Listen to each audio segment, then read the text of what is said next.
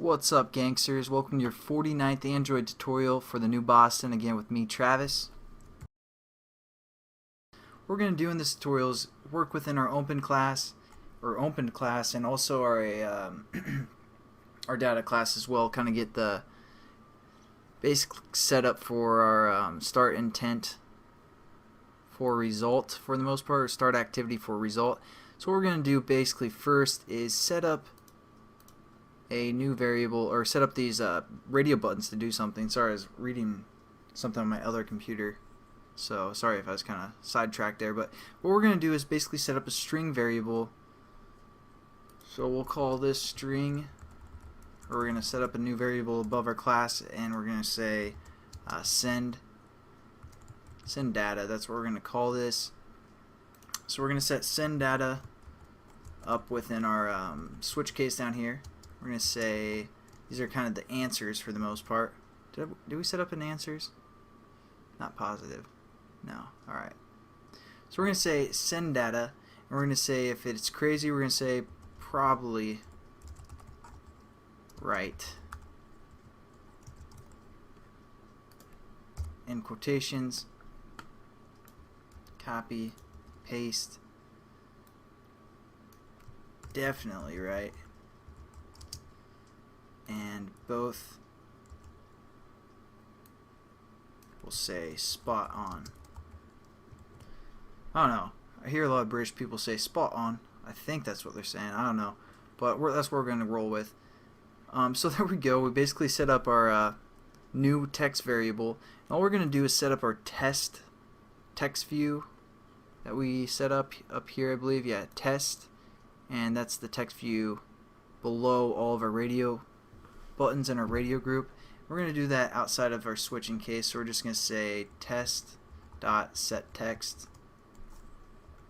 This is just to make sure our radio button's working, and we're going to set it to our send data.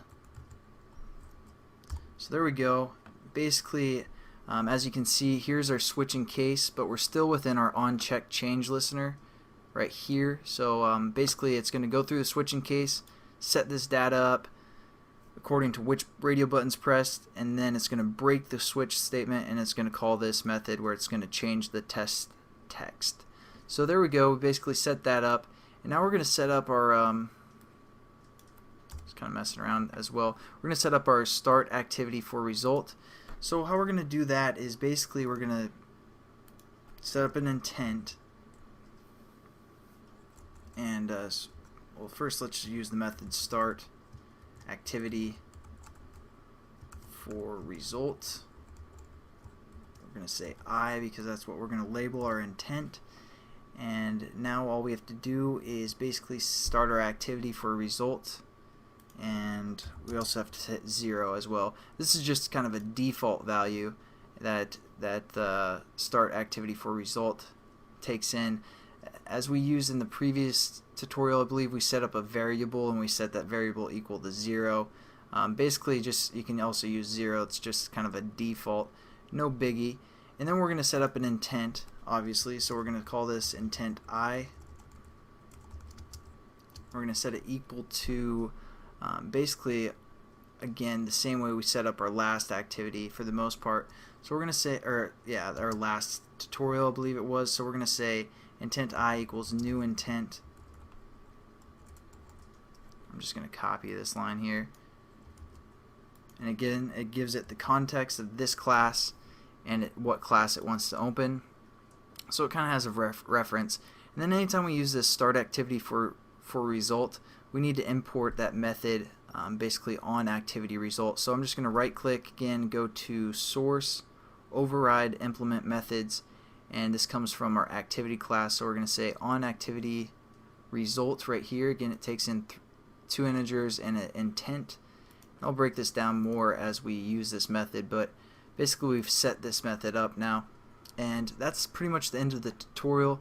Again, I'm just going to make sure those radio buttons work, and there we go. Again, I'll explain that a little bit more in the next tutorial when we work with the actual passing the data and getting the result data, but we're going to go through the start activity for now. And as you can see, this test changes with each click of the radio button, and it's pretty amazing for the most part. So I'll catch you guys in the next tutorial. Have a good one. Peace.